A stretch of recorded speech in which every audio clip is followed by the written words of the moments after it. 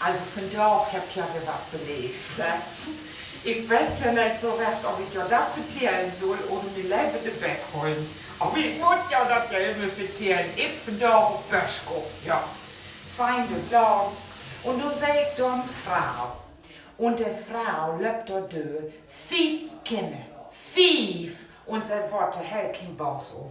Naja, ich bin Laden und mich hele Klumpatschabin an der Sucht und sie ja auch mit uns 5 Kinder. Und ein Gier und könnt ihr ja vorstellen, ne? Mist. Naja, und ich gehe so an Höhe vorbei und ich kiege in Höhes Einkaufswagen. Ja, Junge, bloß der alle Fertigfraß, was sie da in haben. Und Kuh und Föhn an Kasse, du hättest du noch weiter, wofür Paketen Zigaretten in den Einkaufswagen schmecken. Naja, und so was ich dann bin, ne, bin ich auch noch eben so, der ein Regal, die Welt mal. Also an diese Mama mit den 5 Kindern, wenn du die wunderst, wo die Lümmeltüten in den Einkaufswagen kommen, ne, das war's ich.